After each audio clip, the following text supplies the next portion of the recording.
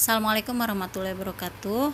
Mata kuliah metode perancangan program pertemuan 4 tentang pengembangan pseudocode struktur kontrol pemilihan.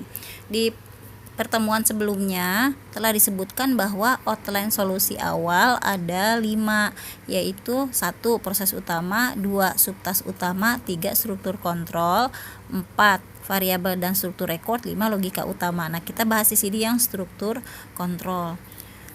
Ini pokok bahasan kita. Yang pertama yaitu seperti apa struktur kontrol pemilihan. Yang kedua adalah kita akan membuat dash checking.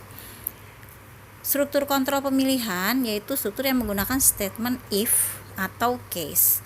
Seperti yang kita ketahui bahwa pada statement if, setelah menggunakan kata if, setelah itu diikuti dengan kalimat kondisi. Pada contoh yang disebut dengan kalimat kondisi adalah jumlah orang lebih besar dari 10. Kalimat kondisi yaitu kalimat yang menghasilkan nilai boolean atau true false. Nah, operator lebih besar pada kalimat kondisi jumlah barang lebih besar dari 10 itu menghasilkan nilai boolean. Nah, operator relasional yang lain yaitu ini, lebih besar, lebih kecil, lebih besar, sama dengan, dan seterusnya. Selain operator relasional, operator lain yang menghasilkan nilai boolean adalah operator logika atau boolean, yaitu not, or, and. Ada macam-macam struktur kontrol pemilihan, yaitu simple selection, combined selection, nested selection, dan perintah case. Kita lihat yang pertama adalah simple selection. Simple selection ini dibagi dua. Yang pertama ada yang bercabang dan ada yang tanpa cabang. Yang disebut dengan simple selection bercabang yaitu apabila kalimat kondisi setelah kata if itu benar, maka kita buat aksi di bawahnya.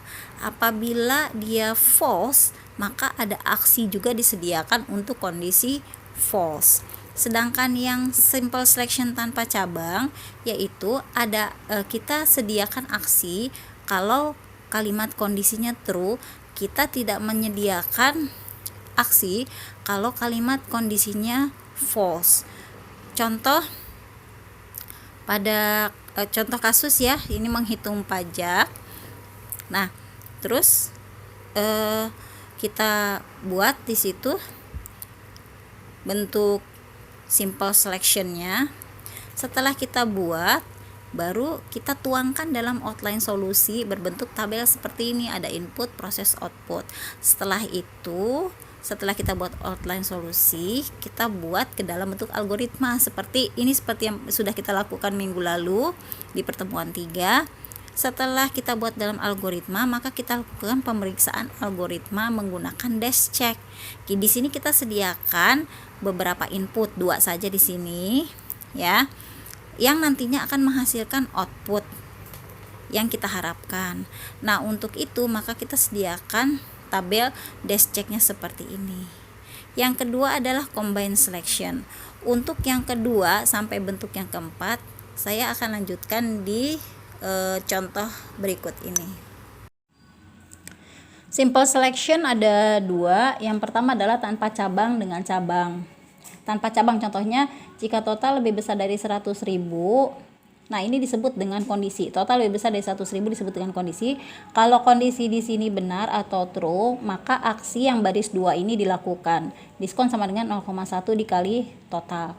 Kalau kondisi di sini false, maka tidak ada aksi apa-apa di sini karena saya tidak menuliskan aksi apa-apa.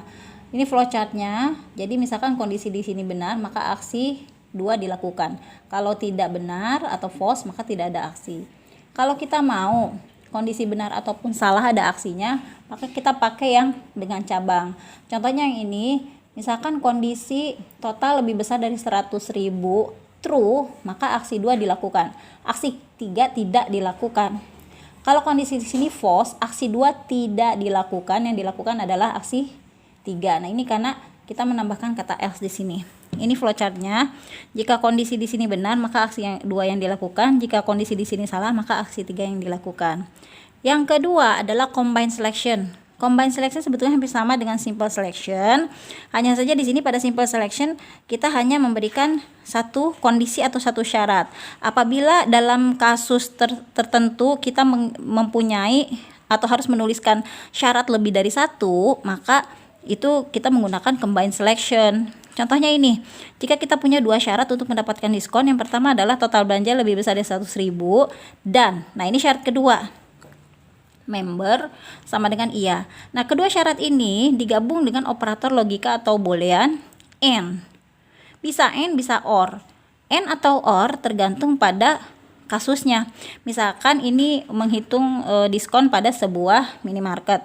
Dia punya kebijakan kalau dapat diskon itu kalau total belanjanya lebih besar dari 100.000 dan dia harus member.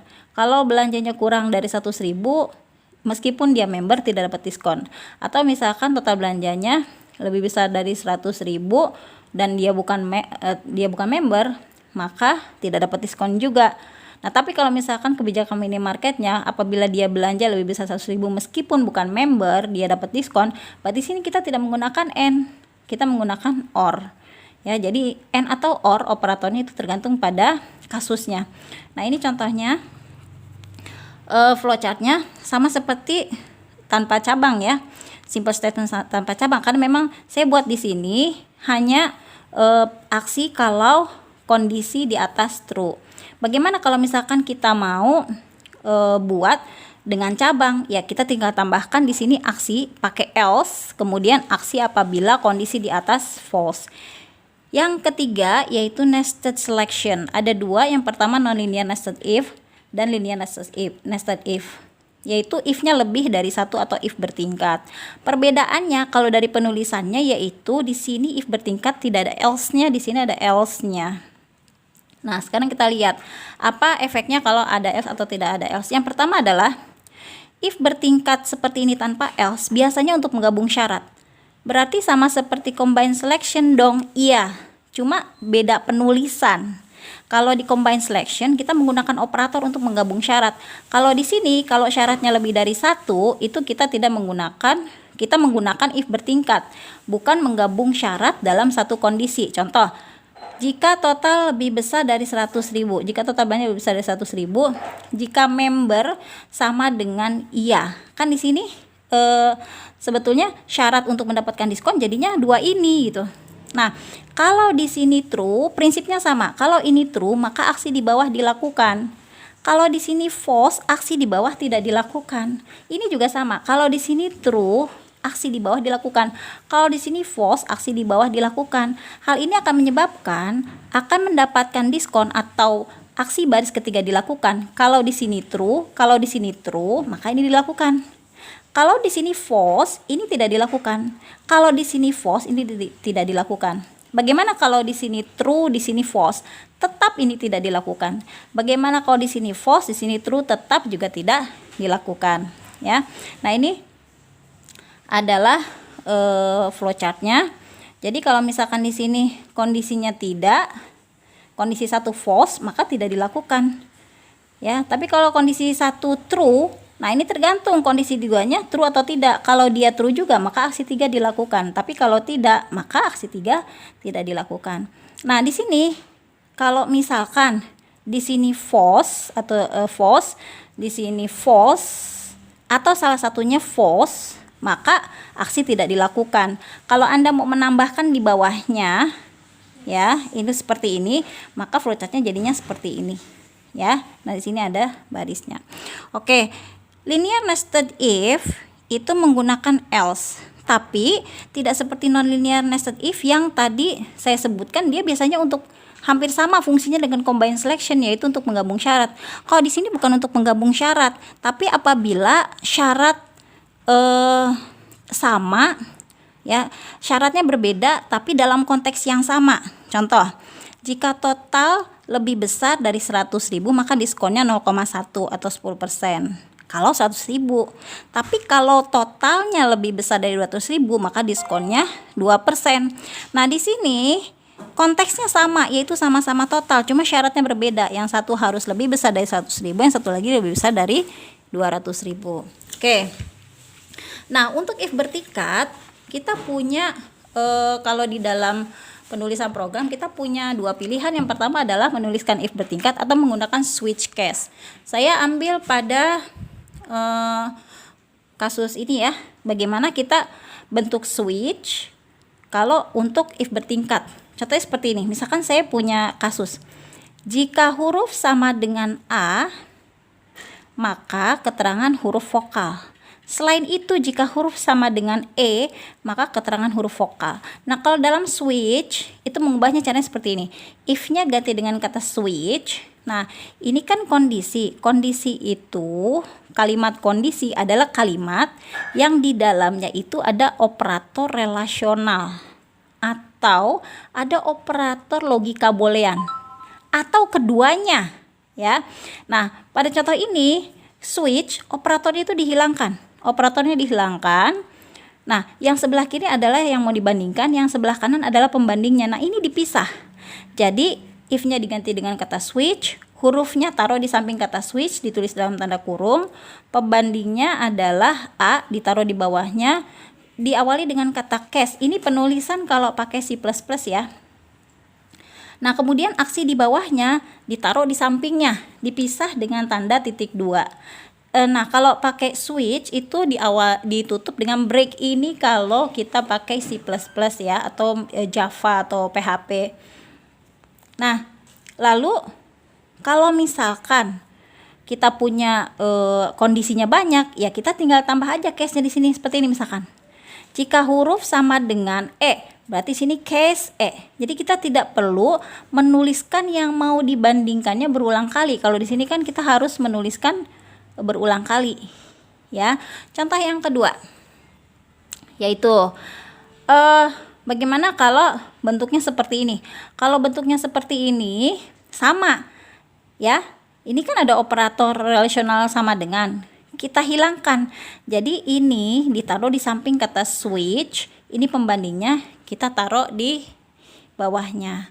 Nah, yang perlu diketahui di sini bahwa yang perlu saya ingatkan kembali bahwa tadi sebelah if itu adalah kalimat kondisi. Ingat, di dalam kalimat kondisi itu selalu ada operator relasional atau operator logika boolean atau dua-duanya. Kenapa? Karena operator relasional dan operator logika menghasilkan nilai boolean. Setelah kita melihat contoh tadi, kita perlu cermat dalam memilih struktur if. Pada contoh ini, justru kalau kita memberikan nilai lebih dari 60, misalkan saja 100, malah menghasilkan nilai yang salah, yaitu grade-nya C.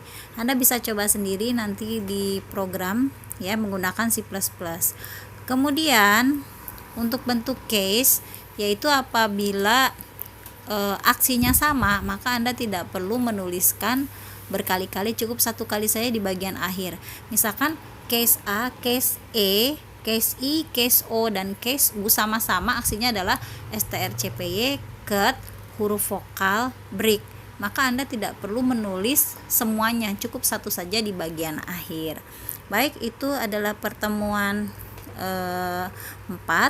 Silakan Anda buat latihannya. Assalamualaikum warahmatullahi wabarakatuh.